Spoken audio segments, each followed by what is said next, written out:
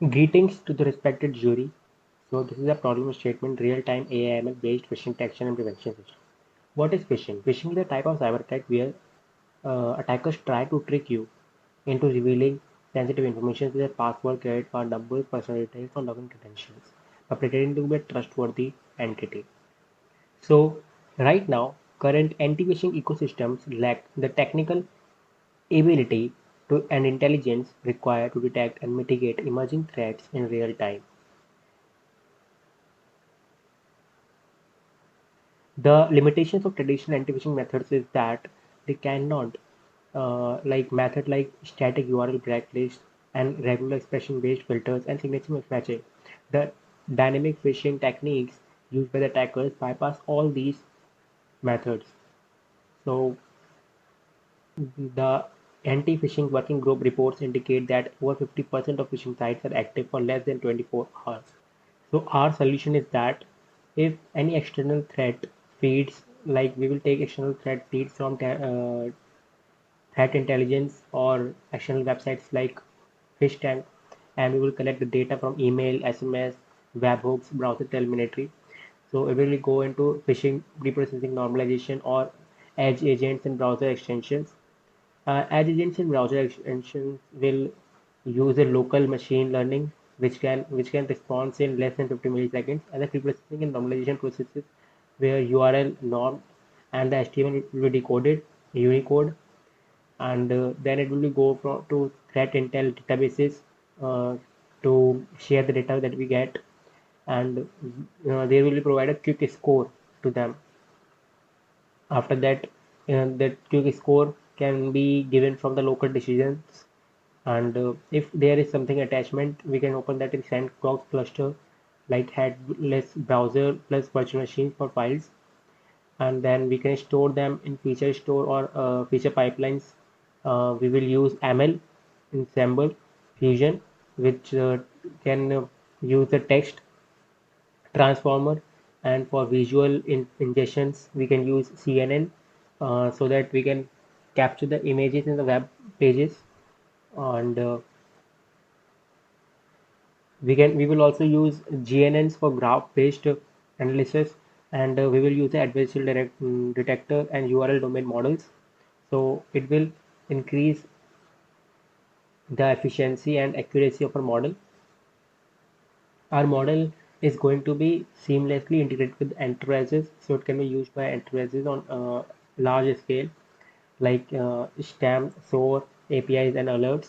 And for user, it will give the user reports and list labels, and there will be a continuous learning pipeline which will help in the ML operations and retaining it and validating it, which can be updated and regularly mm, be retrained so that it can handle zero day attacks.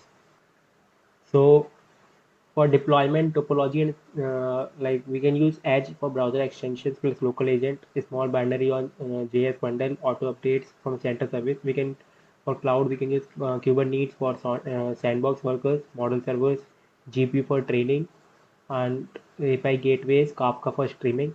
We can for storage we can use PostgreSQL for structured metadata, MongoDB, like there can be two types of data, batch wise data, so we can use PostgreSQL, which is very efficient for storing that structured metadata, but there will be a real time data collection, uh, so for that we can use MongoDB, or for logs and sandbox artifacts, dedicated feature store like Fast and Tecton, and for graph database we can use VectorDB for embeddings if needed for fast neighbor lookups.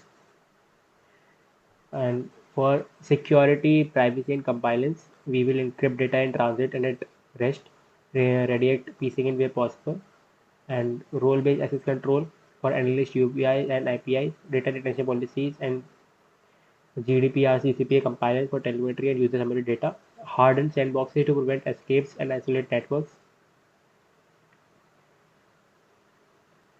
So in summarize, if I were to summarize it, it will be look like this: user actions like email or link, and for web pages also.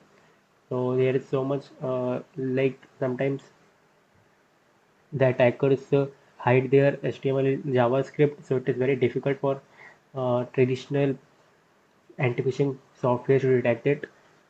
So it will be a challenge for us to integrate that. When the data will be sent to cleaning for and processing process, pre-processing process, where it will be take an initial lookup of we have to go it in blacklist or whitelist.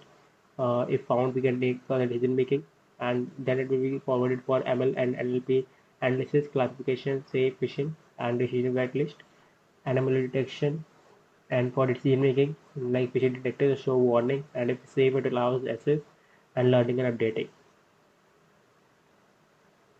So I will give a review overview of strategies for overcoming challenges like data and model issues, integration latency, for optimized model, and for scalability, cloud into deployment, Kubernetes, auto scaling, load balancing. Like we can use Kafka for large data handling and security and privacy sandbox execution, so that no harm to the private operating system must be done or private data, so that no files can access the local files, and zero touch endpoint encrypted data will be used. Now I will give an overview about the component details and responsibilities.